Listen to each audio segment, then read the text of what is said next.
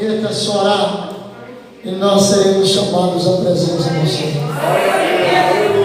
Receberemos uma pedrinha branca e nela escrita o nosso novo nome na eternidade. Jesus diz: e eu farei de vós coluna no templo do meu Deus, na cidade do meu Deus, e eu lhes mostrarei também o meu novo nome. Oh, irmãos, que festa gloriosa! Como diz aquele compositor que diz: vai valer a pena, vai valer a pena todo o sofrimento, vai valer a pena toda a dor, vai valer a pena toda a adversidade, vai valer a pena toda a luta, porque seremos coroados de glória. Anai de coroné, glorificado e exaltado é o nome do Senhor. Grupo Elisama, também apresentando seu louvor em nome de Jesus. Obrigado, Jesus. Aleluia. Glória. Maravilhoso é o teu nome, Jesus. Aleluia.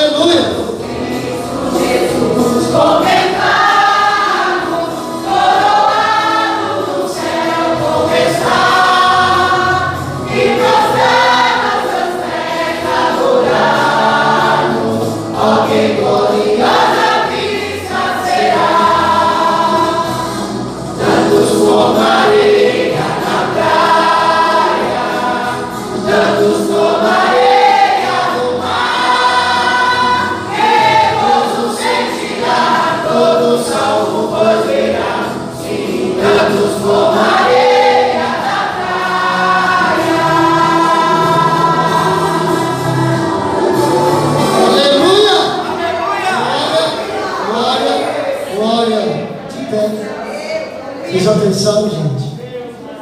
Eu falei sobre ele chamar o nosso nome. E as águas acabaram de cantar essa poesia linda. E o Espírito inspirou alguém e disse que seremos tantos quanto a glória a Deus. Oh, glória! Mas para isso, o Senhor está nos deixando ainda mais um pouquinho. Sabe para quê? Para completar o número desse tantos quanto a areia da praia. Glória a Deus. Pense naquele parente, naquele familiar que está fora dessa promessa. Pense naquele colega de serviço, aquele colega de faculdade, aquele colega de escola, aquele vizinho da direita ou da esquerda, na rua que você mora, ou da frente. Esses dias atrás, um jovem, 20 e poucos anos, mora de frente à minha casa, desviado do caminho do Senhor. Ele passou pela Covid, passou 16 dias entubado, para a glória de Deus. E acredita, oração da mãezinha, Deus deu mais uma chance para ele. E quando ele voltou do hospital, eu disse para ele: Nil, Deus te ama e te deu mais uma chance. E ele falou: eu sei, pastor, eu sei. Tem muita gente que está precisando de ouvir isso de nós. Deus está te dando mais uma chance. Mais uma chance. Para que nós, naquele dia, invadamos o céu como uma grande onda, como um grande mover de tantos quanto a areia da praia. Amém? Vamos ouvir a mensagem da palavra de Deus. E eu quero, neste momento, pedir ao pastor Jeremias fazer esta oração em favor do pastor Franciano, que vai ministrar a palavra de nós hoje.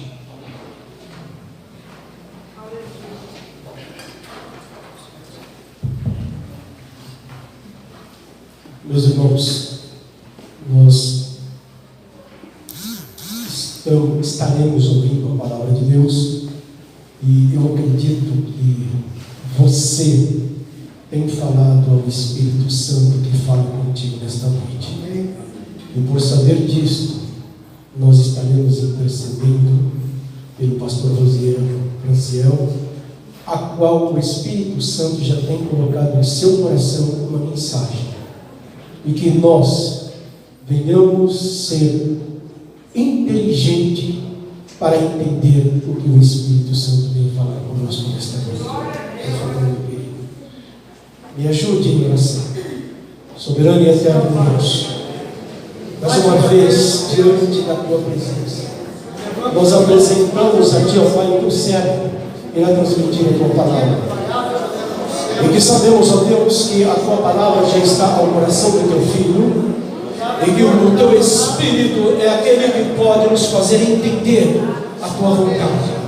Assim, ó Pai, fala conosco, usa o teu filho segundo as nossas necessidades. É o que nós te pedimos, já te agradecendo, em nome de Jesus.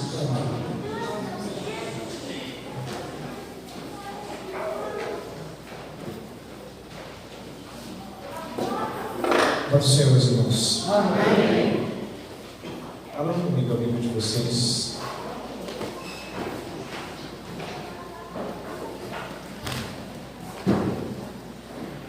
Primeiro livro de Crônicas.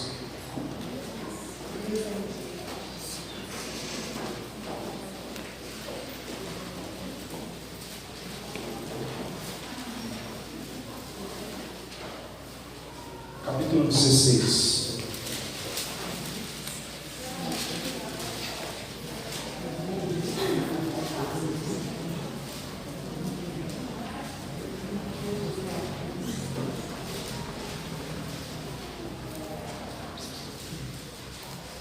Eu vou ler 5 versículos, do 16, do versículo 1 até o versículo 5. Os irmãos acompanham visualmente, amém? Amém, irmãos? Amém. Quem não achou, diga amém. Quanto eles acharam? Amém. Trouxeram a arca de Deus e a colocaram no meio da tenda de Davi, que Davi lhe tinha armado, e ofereceram holocaustos e sacrifícios pacíficos perante Deus. Tendo Davi acabado de oferecer os holocaustos e os sacrifícios pacíficos, abençoou o povo em nome do Senhor. Então repartiu a todos em Israel, tanto homens como mulheres, a cada um pedaço de pão, um bom pedaço de carne e um bolo de passas. Escolheu alguns dos levitas para ministrarem perante a arca do Senhor, para fazerem petições e para louvar e exaltarem ao Senhor Deus de Israel. Asaf era o chefe. Repitam isso comigo. Asaf era o chefe. Continue comigo com as suas Bíblias abertas agora no Salmo 73.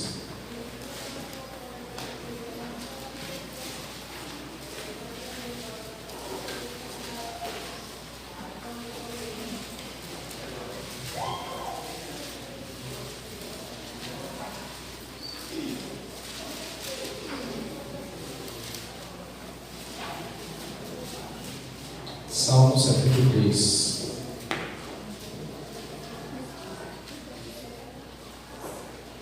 Apenas o verso 2, irmãos, mas eu peço que quando nós terminarmos a leitura, você não feche a Bíblia, sente no seu lugar e mantenha a Bíblia aberta, amém?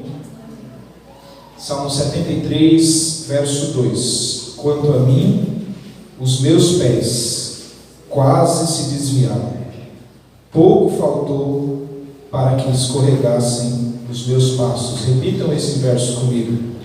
Quanto a mim, os meus pés quase se desviaram, pouco faltou para que escorregassem os meus passos. Amém. Pode sentar, irmãos.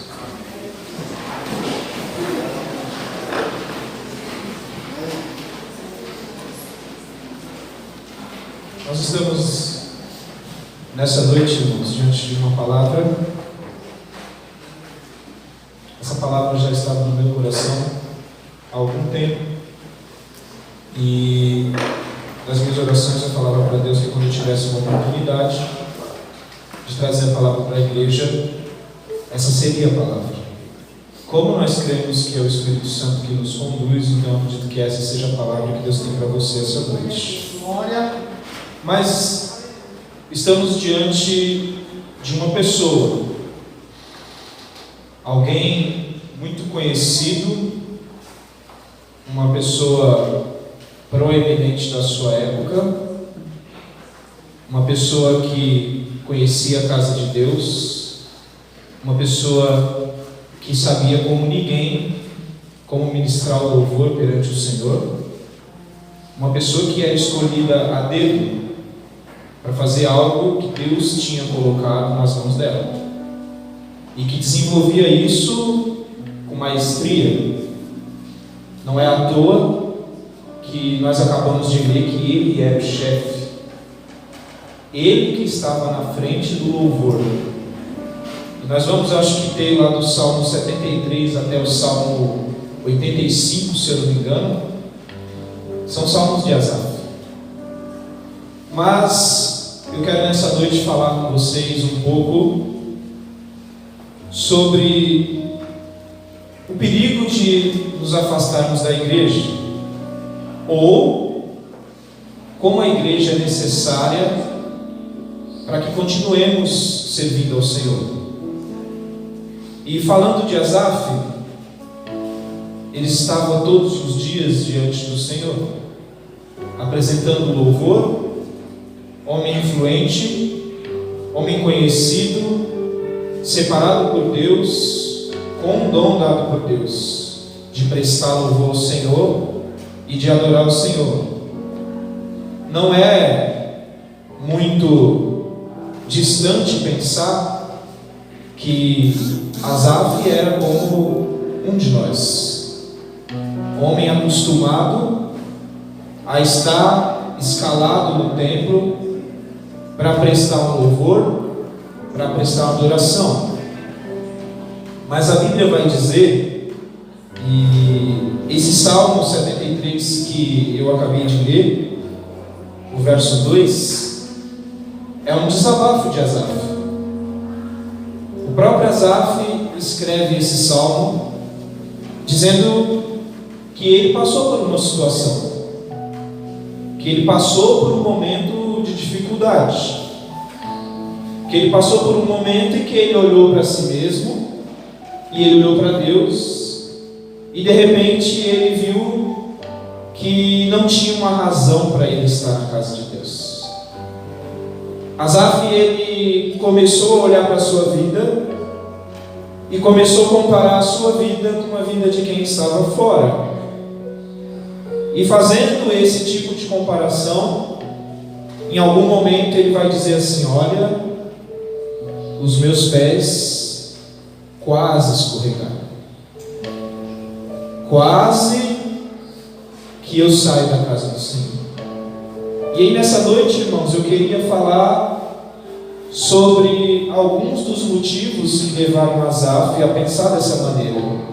E talvez os motivos que levaram Asaf a tomar certas atitudes e a fazer certos questionamentos diante de Deus, talvez sejam os mesmos motivos que eu e você tenhamos às vezes para questionarmos a Deus, ou para questionarmos a razão de estarmos aqui.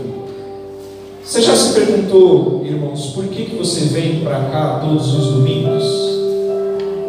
Por que você está aqui na terça, na quinta, na oração da quarta, na escola bíblica dominical, na consagração? Você já fez essa pergunta para você, irmãos? Você já fez essa introspecção? Você já olhou para dentro de você e falou: mas qual é o real e qual é o verdadeiro motivo para tudo isso? E hoje o culto está especial. Nós cantando aqui os hinos da harpa, e parece que tem um clima aqui dizendo que, olha, Jesus vai voltar. A mocidade cantou que quando angelical trombeta nesse mundo estrugir, nós ouviremos Jesus chamar os nossos nomes. E as irmãs também cantaram que gloriosa vista será. Mas nós ainda temos um caminho a percorrer, irmãos. Ainda não acabou. Nós precisamos continuar. Mas uma coisa é clara e fica evidente quando eu me debrucei sobre esse texto e eu estava estudando, que todos nós passamos por momentos de crise. Independente de quem você seja, talvez você seja mais instruído do que eu, talvez você tenha mais dinheiro do que eu, ou talvez você seja menos instruído, talvez você tenha menos dinheiro, talvez você seja mais bonito ou mais feio, talvez você seja mulher, seja homem, seja criança, seja um adolescente. Independente de quem você seja, todos passamos dificuldades. E uma coisa que eu consegui aprender estudando esse texto é que as dificuldades que nós passamos, elas não batem na nossa porta e perguntam: peraí, o que você faz? Quem você é? O que você oferece para Deus? Não. Todos nós estamos no mesmo patamar, e todos nós estamos sujeitos a sofrer. Todos nós estamos sujeitos a ter momentos de dúvida, em que a gente se pergunta e que a gente pergunta para Deus: o que está acontecendo? Por que tudo isso? E esses últimos dias, acho que tem sido dias bastante propícios para a gente falar sobre isso, porque nós temos tido um movimento na igreja e um movimento no país, e esse movimento ele tem acontecido no sentido de banalizar na realidade o que é o Evangelho, de banalizar o que é servir a Deus, de banalizar o ser humano. Eu acho que nunca na história da sociedade o ser humano foi tão sem valor como ele é hoje. Hoje nós não temos mais valor. A sociedade olha para o ser humano como se ele fosse um objeto, e nós nos olhamos muitas vezes como se fôssemos um objeto.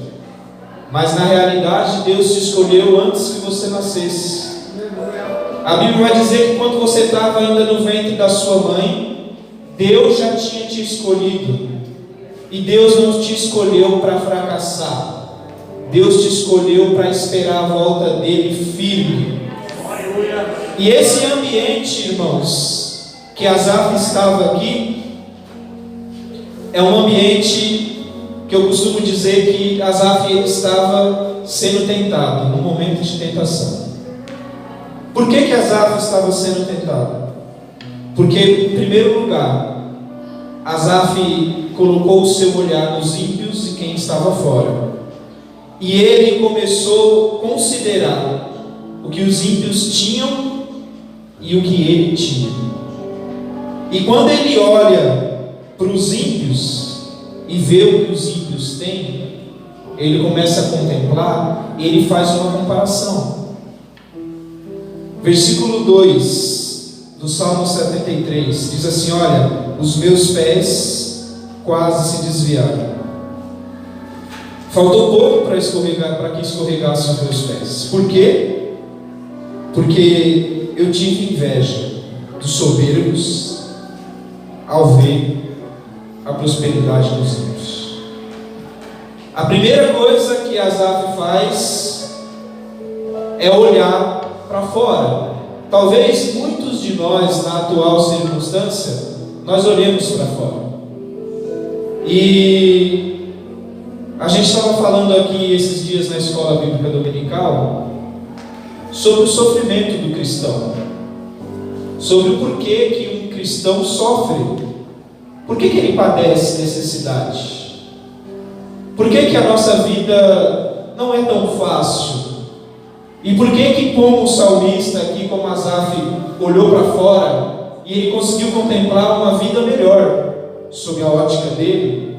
Ele fala: mas peraí, eu estou dentro da casa de Deus. Diga-se de passagem, irmãos, o versículo que eu li para vocês lá em 1 Crônicas, um pouco antes daquilo, Davi, ele tinha tentado trazer a arca para perto dele. E numa tentativa frustrada, sem se planejar, acabou que ele perdeu um dos seus homens ali no caminho. Vocês conhecem bem essa história. Eles estavam trazendo a arca e Uzá era um dos homens que estava ali segurando a arca, guiando os bois, e de repente um boi tropeça, a arca vai cair. Uzá, sabendo que não podia fazer aquilo, mas no intuito de querer segurar a arca para que ela não caísse no chão, ele toca a arca. E a Bíblia vai dizer que ele acaba sendo fulminado ali instantaneamente, porque ele fez aquilo que era reprovado pelo Senhor. Ele não podia tocar na arca. E Davi, ele se entristece muito com esse acontecido, porque ele entende que a responsabilidade ali era dele. Existia uma maneira correta para se trazer a arca, mas talvez Davi, não mal intencionado, eu tenho certeza disso, mas naquele afã de trazer a arca e de falar assim: eu quero fazer, eu quero que a arca esteja comigo novamente, ele não atenta para as regras que Deus colocou, que ele tinha que cumprir para a movimentação da arca, e com isso ele acaba, por sua responsabilidade, fazendo com que uma vida se perca. E a Bíblia vai dizer que ele se entristece muito com aquela situação. Se entristecendo com essa situação, eles falam assim: olha, a arca vai ficar na casa de Obed-edom. E a arca fica ali por 3 meses, e Deus abençoa muito a família de Obed-edom. Depois que passam esses 3 meses, Davi fala: agora a gente vai fazer corretamente, do jeito que Deus queria que a gente fizesse. E aí Davi faz tudo como Deus mandou que ele fizesse, e ele traz a arca. E o versículo que eu li para vocês ali é que quando Davi chega com a arca, ele começa a agradecer ao Senhor, e ele escala. Pessoal do louvor, vem aqui. A gente agora vai adorar o Senhor. A gente vai adorar Ele pelo benefício que Ele nos deu, por Ele nos dar a oportunidade de trazer novamente a arca que simbolizava a presença de Deus para o povo de Israel. E quando Ele escala as pessoas, a Bíblia vai dizer que existia um líder do louvor, e esse líder era Asaf. E esse líder, a qual vos falo essa noite, esse rapaz, em algum momento, ele olhou para fora. Em algum momento, algo na vida dele fez com que ele deixasse de olhar para as coisas de Deus, e ele passou a olhar para fora. E ele faz um contraste entre a tranquilidade dos ímpios e as aflições do justo. Ele começa com um ponto de vista, irmãos, bastante peculiar, bastante particular. E talvez esse ponto de vista seja o ponto de vista de muitos dos irmãos nessa noite. Talvez isso tenha passado na cabeça dos irmãos essa semana, ou durante esse dia, ou durante esse mês. Ele pega lá no verso 13 e o verso 14, ele vai falar assim, ó. Você está com a sua Bíblia aberta aí, né, irmãos? Verso 13 e 14, olha, na verdade, que em vão purifiquei o meu coração, e em vão lavei as minhas mãos na inocência, porque o dia todo eu sou afligido e sou castigado a cada manhã. Ele estava fazendo uma comparação. Ele estava dizendo assim, ó, na realidade, tudo que eu faço para ti, ó Deus, tudo que eu faço de certo e tudo que eu faço de correto, eu olhando e analisando isso, parece que para mim não tem valor nenhum. Porque eu continuo sendo afligido e castigado todos os dias. O sofrimento é algo comum para mim. E eu comparo a minha vida com a vida dos que estão lá fora, e lá eles vivem sossegados. Versículo 12. São assim os ímpios, sempre em segurança, e as suas riquezas só aumentam. Então ele fez um contraste. Ele olhou para a vida dele, e com certeza ele estava passando por problemas. E ele fala assim, olha, a riqueza desse pessoal, a vida deles só prospera. Você conhece alguém assim, irmãos? Que não serve a Deus e que só prospera? Parece que tudo que o camarada coloca a mão vira ouro, né? As coisas para ele, a gente às vezes trabalha o ano todo com o objetivo de cumprir algo material no final do ano, e muitas vezes a gente não consegue. Esse camarada é apenas um dia preenchendo o cheque, e ele faz tudo o que ele quer. E muitas vezes a gente olha para a vida dessas pessoas e a gente se pergunta, e eu, Deus? E eu? Onde eu fico nessa história? Ele faz também um contraste entre a carnalidade do ímpio, como o ímpio desonra a Deus, e mesmo assim, na sua vista, o ímpio continua sendo abençoado. E como ele, puro, versículos 6 e 7.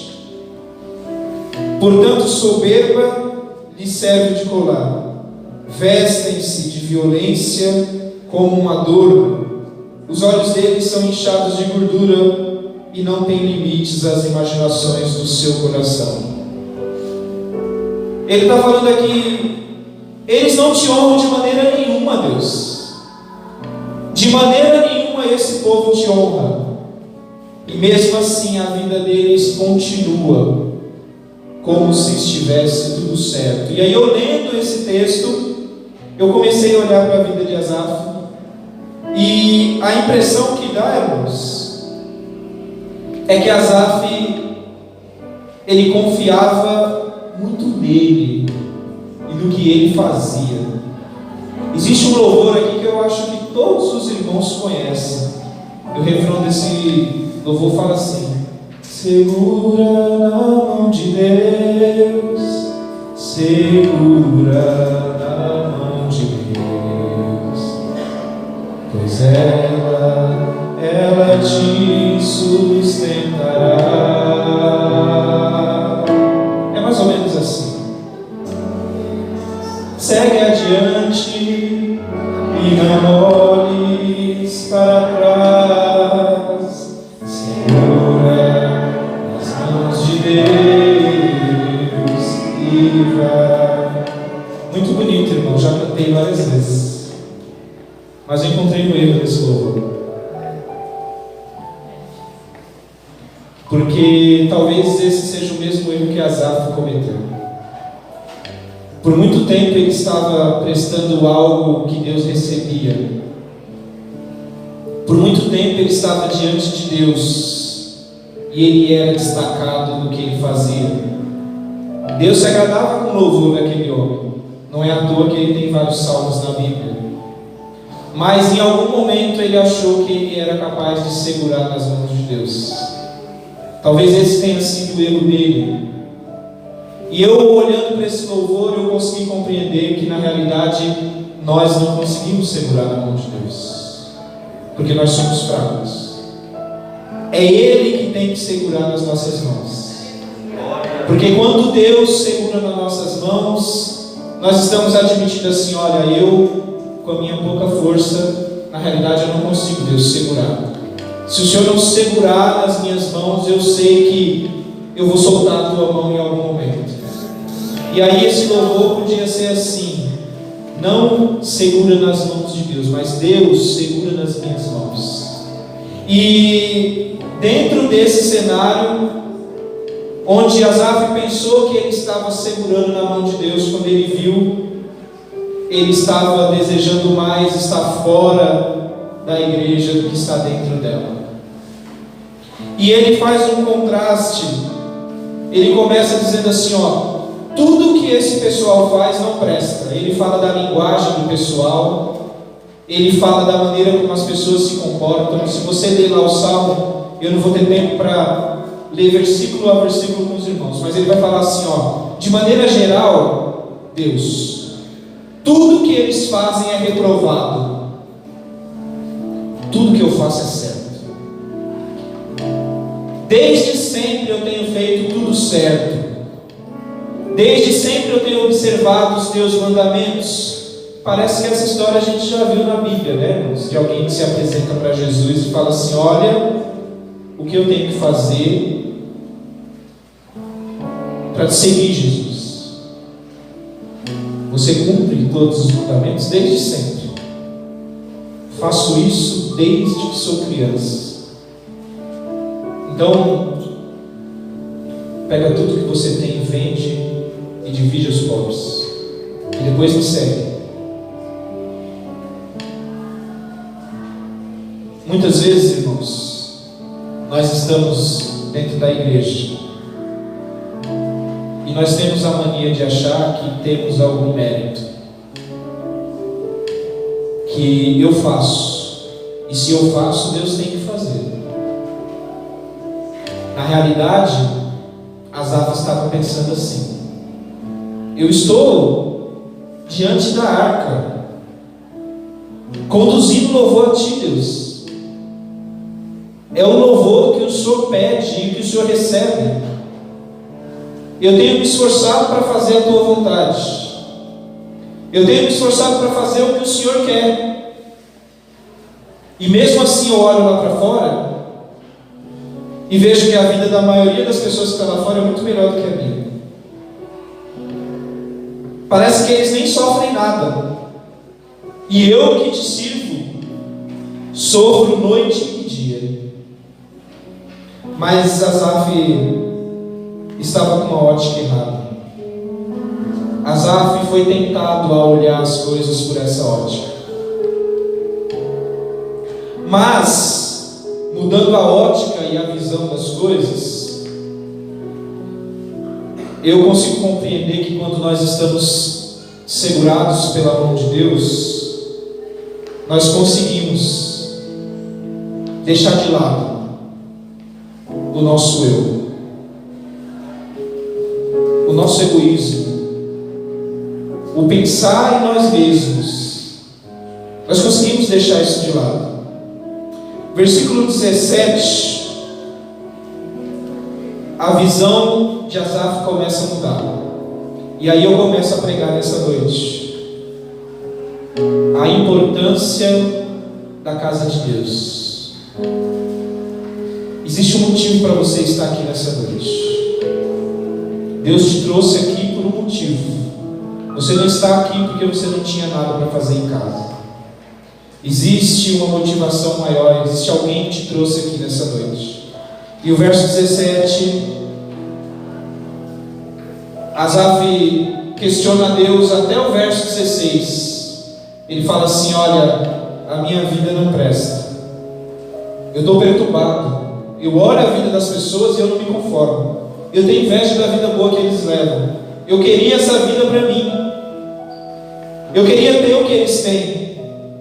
Eu queria possuir o que eles possuem. Eu queria ter a influência que eles têm. Eu queria muitas vezes ser o destaque lá na minha empresa ou na minha faculdade. Eu queria ter toda a influência que aquele camarada que não serve a Deus tem, daquela pessoa que é o mais ímpio que pode ser, mas mesmo assim quando ele fala todos ouvem. Quando ele posta algo lá no Facebook, em 5 minutos eu não sei quantas mil likes e curtidas. Eu nem sei se tem isso no Facebook, tá, irmãos? Desculpa se eu estou falando errado, é que eu não entendo de rede social. Então, irmãos, o pastor falou que aqui no Facebook tem comentário, né? Desculpa aí, irmãos. Tem like também? Então, irmãos, muitas vezes a gente olha para a vida dessas pessoas e a gente inveja o que elas têm. Mas no verso 17, parece que o Espírito Santo conduz Asaf sob a ótica certa, sobre como ele deveria olhar. E aí ele começa no verso 17 assim: olha, tudo isso que eu pensei, tudo isso, a inveja que eu tive dos ímpios, a inveja que eu tive da riqueza deles, da vida fácil, de tudo que eles possuem nessa vida, até que eu entrei no santuário de Deus. Eu entrei no santuário de Deus, então eu entendi o fim deles. E aí é que eu te convido nessa noite a pensar. Asaf estava prestando louvor a Deus. Asaf era o líder do louvor. É notório que ele estava todos os dias no santuário. A gente sabe disso, a gente imagina isso. Mas no verso 17 ele vai falar assim: olha, eu estava perturbado lá, eu estava olhando para a vida deles e eu estava sentindo inveja. E pior do que sentir inveja da vida deles, eu estava insatisfeito com a minha vida. Talvez hoje você esteja insatisfeito com a tua vida. Talvez você olhe para você e fale assim: tanta dificuldade, tanta provação, tanto sofrimento. Como eu queria ter um momento de paz, de tranquilidade, mas parece que para mim Deus não deixou isso reservado, apenas o sofrimento. E aí no verso 17 ele fala assim: até que eu entrei no santuário de Deus. E isso traz para mim uma ideia de que até então talvez ele estivesse de corpo presente no santuário, mas ele não tinha entrado verdadeiramente. E um dia Jesus disse: olha, vai chegar um dia, e agora é, que os verdadeiros adoradores me adorarão em espírito e em verdade. Não é porque o pregador fala para você dar uma glória a Deus. A sua adoração, irmãos, o seu culto é você que presta a Deus. Eu estou prestando o meu nessa noite. E aí Asaf chega no verso 17 e a visão dele muda. 18. Certamente tu pões em lugares escorregadios, tu os lanças em destruição. Quão repentinamente são destruídos.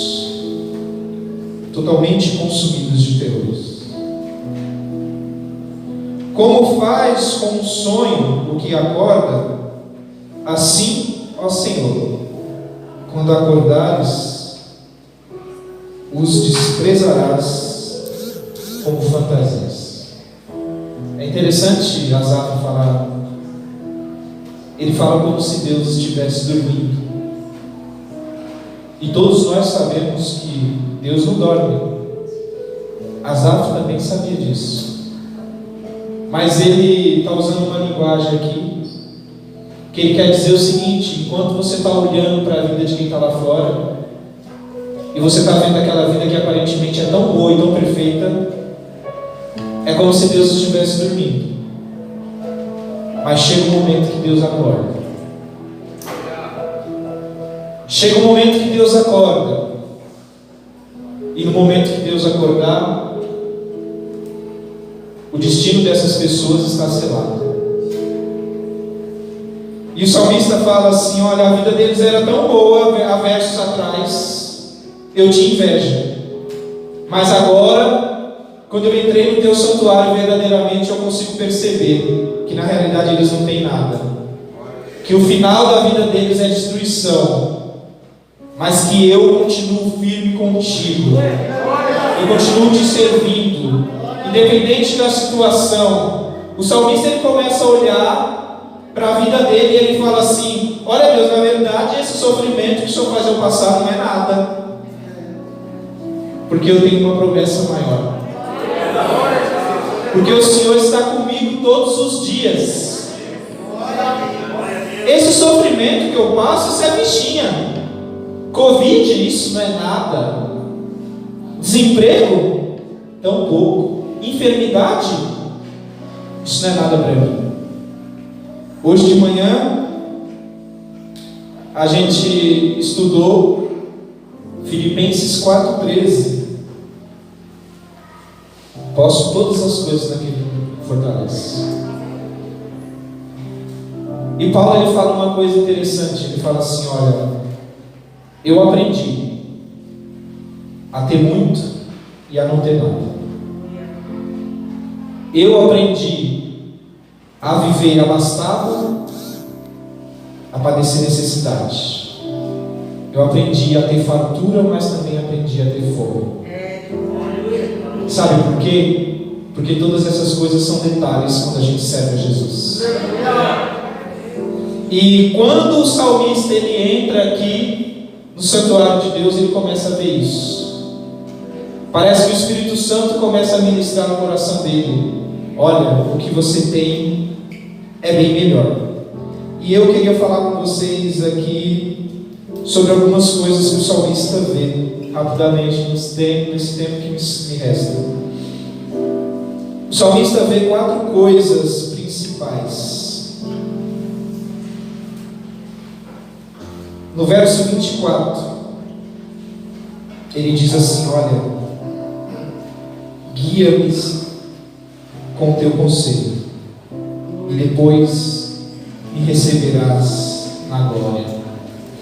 Aqui ele entende a primeira coisa: a graça que nos sustenta, uma graça sustentadora, tirando de nós todo o mérito, irmãos, porque o salmista fala: olha, na realidade é o Senhor que me guia, na realidade é o Senhor que me sustenta, para que um dia o próprio Senhor possa me receber na glória. O que eu entendo com isso, irmão? A graça de Jesus Cristo continua sustentando a sua igreja. Efésios no capítulo 1 vai dizer que Deus te elegeu antes da fundação do mundo. Essa graça continua te sustentando, irmãos. O salmista entendeu isso. Ele falou: na realidade, o que eu faço não é nada. O que eu penso que eu sou, na realidade eu não sou nada. Porque é o Senhor que me guia, é o Senhor que me sustenta, para que um dia o Senhor possa me receber na tua glória. Então ele começa entendendo assim: ó, não sou eu. Quando eu pensei que era eu comecei a olhar para a vida dos outros e achei que a minha era pior. Mas agora que eu entendi que não sou eu, que é o Senhor, eu entendo que é o Senhor que tem me sustentado até aqui. No versículo 25 e 26, ele vai dizer assim: ó, a quem tenho eu no céu senão a ti? E na terra não há quem eu deseje além de ti. A minha carne e o meu coração desfalecem, mas Deus é a fortaleza do meu coração e a minha porção para sempre. Em outras Bíblias, essa palavra porção está como herança. E o maior problema da igreja hoje é que todos nós estamos procurando ter uma herança enorme aqui na terra enquanto nós estamos aqui. Eu ouvi alguém dizer que um dia um neto de um homem muito rico chegou para um homem de Deus e falou assim: eu quero morrer igual o meu avô. E o homem de Deus perguntou para ele: como assim? Você quer morrer igual o seu avô? Ele falou: eu quero morrer igual o meu avô, rico. E o homem de Deus olhou para ele e falou: eu acho que você está errado. Porque não exista quem morra rico, porque em caixão não tem gaveta. Ninguém leva nada daqui. Todos morremos pobres, independente da fortuna que acumulamos aqui. Mas a sociedade tem desvirtuado a igreja. A sociedade tem nos desvirtuado nesse sentido. Nós vivemos numa corrida sem fim, atrás do dinheiro, atrás de ter sempre mais. Eu trabalho, irmãos, como todos vocês. A gente sabe que quando nós estamos aqui, nós temos responsabilidades. Tem aquele boleto lá que ele vai vir todo mês e você vai ter que pagar. Todos nós sabemos disso. Mas um dia Jesus disse assim: olha, buscai primeiro o meu reino e a sua justiça, e todas as demais coisas serão acrescentadas. E o problema é que hoje, na atualidade, a gente inverteu isso. A gente transformou esse versículo em buscai primeiro todas as coisas, e se sobrar um tempo, eu faço alguma coisa para o reino.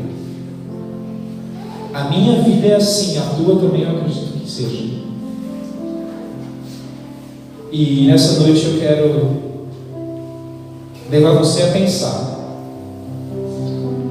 em qual tem sido o objetivo da tua vida. Qual tem sido a tua prioridade? Porque nós vivemos numa sociedade em que ninguém está satisfeito com nada, irmãos. Nós queremos sempre mais. Nós precisamos sempre de mais. Se hoje eu tenho uma casa com 3 cômodos, talvez ela dê muito bem para mim, mas eu preciso de uma que tenha 7. E amanhã, quando eu tiver uma de 7, eu vou precisar de uma que tenha 10. E depois eu preciso de uma que tenha 20. Se hoje você tem um carro de 20 mil que te leva para todos os lugares, chega um irmão na porta da igreja com de 200, você fala: eu preciso do de 200 também. Mas ele vai te levar para os mesmos lugares. Não, mas a gente precisa mostrar que a gente tem. E aí a gente cai no erro de a vida toda deixarmos o que sobra, e quando sobra alguma coisa do nosso tempo, para fazer alguma coisa para Deus. E isso, irmãos, é o maior engano que o diabo tem feito com todos os crentes na atualidade. Porque o diabo não quer que você saia da igreja. Ele quer que você continue aqui dentro, mas sem servir a Deus. E talvez essa seja a realidade de muitos de nós nessa noite. Estar sentado numa igreja, irmãos, não é garantia de nada. Nós precisamos servir a Deus verdadeiramente. E existe uma coisa que Deus é. Deus é ciumento. Ele não divide você com ninguém. Se existe outra coisa na tua vida que está ocupando o primeiro lugar, pode ter certeza que Deus já não está aí com você. Deus sempre exige o primeiro lugar. O salmista, ele começou a entender isso. Não sou eu, não é o que eu faço para Deus que define quem eu sou na presença de Deus. É o reconhecer que eu não sou nada e que eu sou completamente dependente de Cristo, que eu preciso dele para continuar de pé, porque todos nós, irmãos, todos sem exceção, se Deus não estiver segurando nas nossas mãos, todos nós vamos cair, todos. Não existe melhor dentro da casa de Deus. E o salmista, ele começou a compreender isso. Então ele entendeu que a graça de Deus também é galardoadora. Ele falou: olha, na realidade, eu sei que o Senhor tem reservado para mim aí no céu. A minha vida, ela não acaba aqui.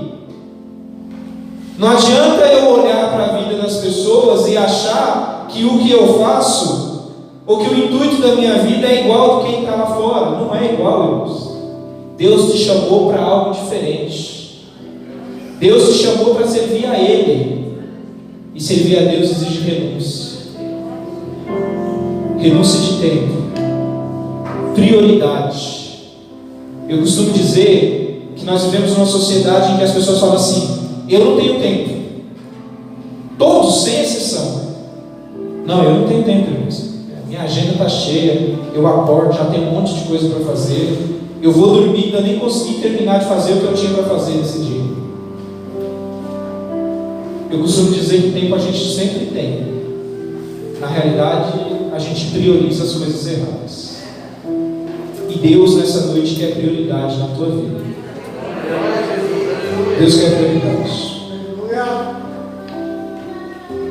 E aí, irmãos, ele chega lá no final do Salmo, no verso 27, no verso 28, ele vai falar assim: os que se distanciam de ti perecerão. Tu destrói todos aqueles que te são infiéis. Está falando do ímpio aqui. E aí ele faz uma última comparação, agora diante da ótica certa, dentro do santuário de Deus. Mas para mim, bom é aproximar-me de Deus, porque eu pus o meu refúgio no Senhor Deus, e por causa disso eu anunciarei todas as tuas obras. É isso que Deus quer de nós, irmãos. A tua vida é um anúncio das obras que Deus tem feito aqui na terra. Muitas pessoas dizem assim: ah, mas a gente não evangeliza mais, as almas não se convertem mais, a gente não vê mais as pessoas entrando chorando dentro da igreja e levantando as suas mãos e se rendendo a Jesus Cristo. E o maior culpado disso não é ninguém que está lá fora, somos nós que estamos aqui dentro. Porque na maior parte das vezes nós vivemos um cristianismo raso, sem profundidade, onde as pessoas olham para nós e não vê diferença nenhuma na nossa vida, e por causa disso elas querem cada dia mais estarem distantes de Deus. Porque cada vez que uma pessoa lá fora olha para a minha vida e vê que eu sou pior do que quem está lá fora, ele não tem nenhum incentivo para estar aqui dentro. Mas quando as pessoas lá fora começarem a olhar para uma igreja unida, para uma igreja que tem um único pensamento, para uma igreja que ama, para uma igreja que cuida, e para uma igreja que, acima de tudo, coloca Deus em primeiro lugar, esses bancos estarão cheios de pessoas querendo servir a Deus. Isso é o que Deus quer para nós, irmãos. Isso é o que Deus quer para todos nós. Alguém diz que pregar a palavra de Deus ou pregar o Evangelho, você não precisa de muitas palavras, você precisa de atitudes. As pessoas precisam ver algo diferente em nós, irmãos. E para que nós não caiamos no mesmo erro do salmista, Nós precisamos entender que o lugar onde Deus nos restaura é aqui. Tem crente que fala assim: não, agora eu sirvo a Deus da minha casa. Estou em casa tranquilo, estou vendo lá pelo vídeo. Se Deus quisesse isso para você, Ele fechava essas portas aqui. Não tinha mais necessidade de ter igreja. O seu lugar é aqui, dentro do santuário, dentro da casa de Deus. Eu vejo muitos pregadores falar assim: olha, quando você entrar dentro da casa de Deus, deixe os seus problemas lá fora e vem aqui adorar a Deus. Eu falo para você o contrário. Quando você chegar na casa de Deus, entra com os seus problemas aqui, porque aqui Deus vai fazer você entender por que você passa por eles. Isso foi o que o salmista conseguiu compreender. Ele falou assim: olha, eu tenho uma vida cheia de problema, mas quando eu entrei dentro do seu santuário, eu consegui compreender por que eu passo esses problemas e por que eles são tão pequenos e ínfimos diante da glória que o Senhor tem reservada para mim. É isso que Deus quer para todos nós, irmãos. Deus não quer crente de cabeça baixa, achando que porque ele está passando por um problema, ele tem que abaixar a cabeça e Deus já não é bom na vida dele. Deus continua sendo bom na tua vida, independente da aflição, independente da perseguição, independente da situação. Deus continua sendo Deus, irmãos. A igreja de Deus precisa entender que enquanto nós estamos aqui, seremos afligidos, perseguidos, caluniados, mas maior é o que está conosco. Tudo isso é momentâneo, irmãos. Talvez domingo que vem eu nem esteja aqui com vocês, eu não sei. Nenhum de nós sabemos. Mas o salmista, ele conseguiu compreender que ele precisa estar no lugar certo. E o lugar certo é dentro do santuário de Deus. Aqui Deus sempre tem palavra para você, irmãos, porque não é o Franciel que está falando, porque eu não tenho nada para te oferecer. Mas essa palavra que tem, ela pode mudar a tua vida, transformar você, transformar a tua família, transformar aquele que você não consegue alcançar. Esse é o objetivo de Deus. É transformar a tua vida, para que através da tua vida Ele transforme as vidas de quem está à tua volta. Então, irmãos, nessa noite eu quero encerrar lendo com toda a igreja o verso 1 do Salmo 73, porque alguém disse que o salmista, ele finaliza o Salmo no primeiro verso. Ele faz toda uma consideração, ele olha para a vida dos ímpios. No primeiro momento, quando ele está fora do santuário, ele olha, acha a vida deles é tão melhor do que a minha. Quando ele entra dentro do santuário, que Deus ministra no coração dele o destino de quem não serve a Deus, ele fala: na realidade eu sou privilegiado. Eu sou privilegiado porque o Senhor me alcançou, porque o que o Senhor tem reservado para mim é maior, e todas as outras coisas são momentâneas. E aí ele finaliza o Salmo no verso 1. Toda a igreja lê comigo: verdadeiramente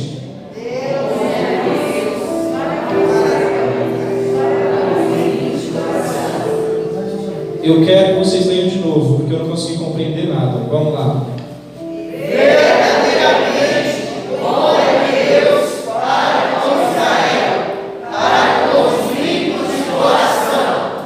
Diante de tudo isso, o salmista encerra dizendo: olha, eu não tenho motivos para reclamar, porque Deus continua sendo bom.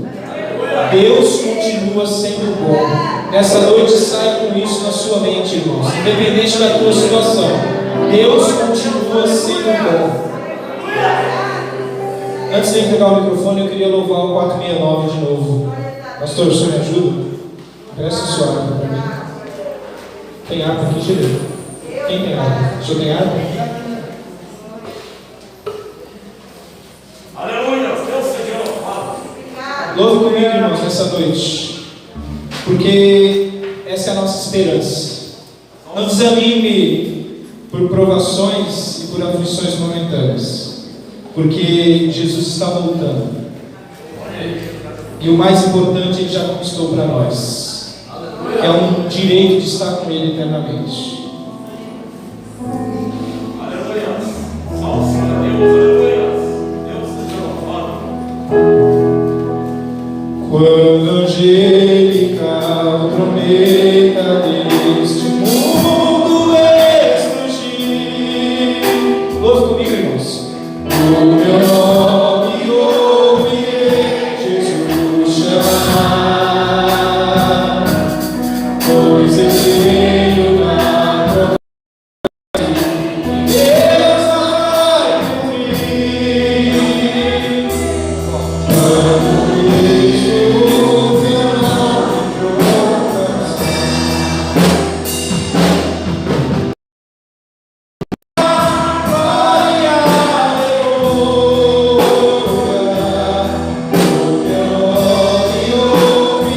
Quando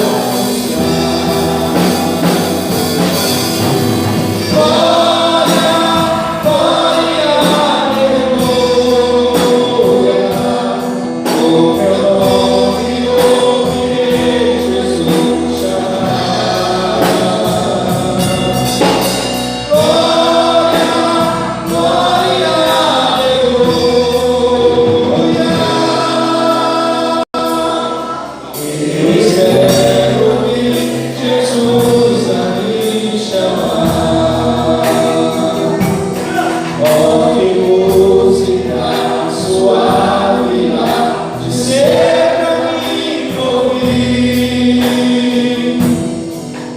meu nome proclamar,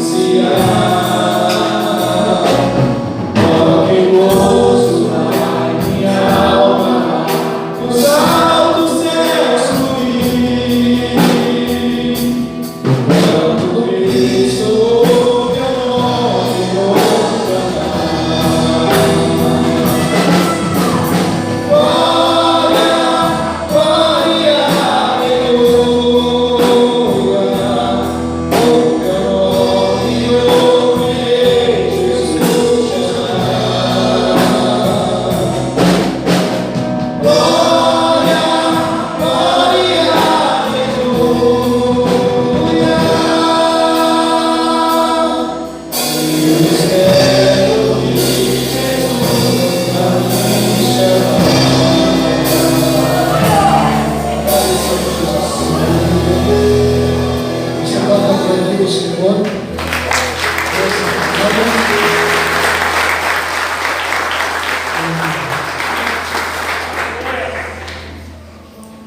Conta-se que em 1494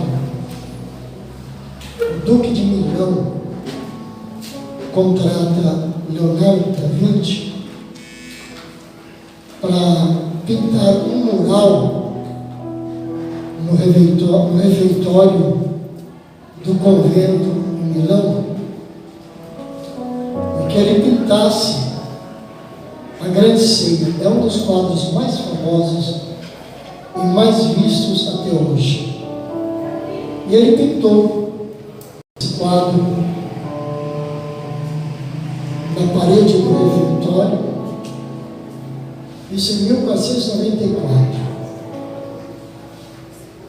Só que, passados cerca de 20 anos, a pintura estava descascando, perdendo o brilho, perdendo a cor, e atribuíram talvez ao próprio artista, Leonardo da Vinci, que ele não tivesse executado essa pintura no fresco. Então a pigmentação ela não penetrou na parede, ela não se fixou na parede, e por isso, com apenas 20 anos, estava assim, deteriorando. Além disso, quando, tempos depois, Napoleão invade a França, a Itália, ele invade a Itália, era imperador francês, né? Então ele tomou aquele ambiente do convento e transformou num estábulo para os cavalos dos soldados. E os soldados que ali ficavam também ficavam jogando porcaria naquela pintura. Além disso, como o convento estava construído na parte de baixo da cidade de Milão, sofreu uma enchente e acabou aquele lodo colando, grudando naquela parede e enchendo de novo. E estavam correndo o risco de perder aquela grande pintura, aquele quadro lindo, né? E foram contratados restauradores. E o restaurador, ele, além de ser um restaurador, ele precisa ser meio químico, né? Para entender como recuperar o quadro. E conta-se que então os restauradores trabalharam, inclusive a última restauração, ela durou cerca de 20 anos, de 1979 a 1999, para restaurar. Foram 20 anos de trabalho com pincéis, cotonetes, verniz, para ir recuperando detalhe por detalhe, dando a cor original que o artista tinha colocado. E se tornou uma das maiores gravuras, das maiores pinturas de David, que é visitado lá no Louvre, em Paris, por gente de toda parte do mundo. De toda parte do mundo. Pastor, por que o senhor está contando isso? Porque um grande artista esteve sobre a face da terra.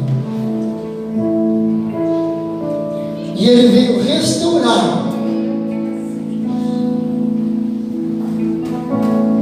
apenas 3 anos do seu trabalho. Ele veio restaurar a figura mais importante que o Criador fez com as próprias mãos. Do barro da terra, ele levantou a figura de um homem, soprou nas suas narinas o seu fôlego e tornou aquela figura de barro em alma vivente. Colocou no paraíso e veio o adversário e destruiu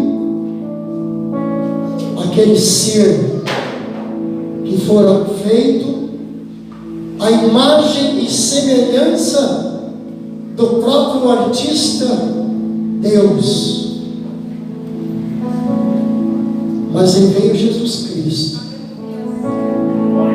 para em 3 anos restaurar a figura daquele que é a imagem e a semelhança de Deus,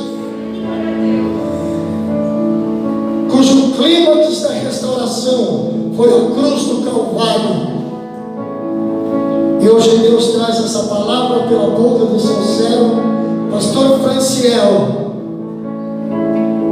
que o mundo, que o adversário quer manchar essa gravura perfeita que Deus fez, fazendo-nos ter inveja do ímpio porque prospera, quando nós temos a promessa de uma vida eterna em glória. Saia daqui nesta noite sabendo que você é a figura, você é a imagem, você é a semelhança de um Deus Todo-Poderoso. Viva essa vida, viva este momento aqui de dificuldades, como forasteiros e como peregrinos, mas que um dia receberemos a glória, porque está escrito: assim como Ele é, nós seremos por toda a eternidade.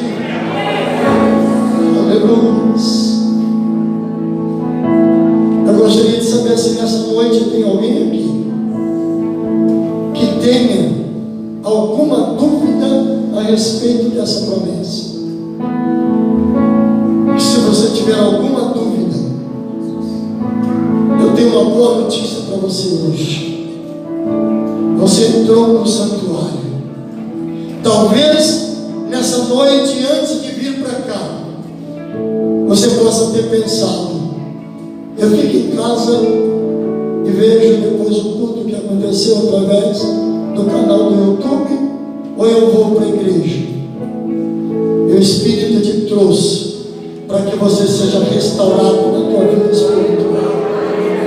Ele está restaurando, Ele está usando não um verniz, mas é o sangue do Cordeiro Imaculado que foi sacrificado no Calvário. É no sangue dele que você está sendo restaurado, é através do sangue dele que ele está tirando toda a dúvida, é através do sangue dele que ele está limpando todas as manchas que podem ter colado nas paredes, nas tábuas do teu coração, para você continuar firme e constante, dizendo: eu creio na minha salvação, eu creio no poder de Deus para mudar a minha história.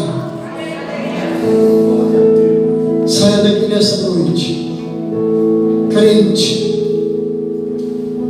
Saia daqui nesta noite do santuário, levando no teu coração a certeza que todas as vezes que você entrar na casa de Deus, você vai receber uma palavra de restauração para a tua vida. Amém?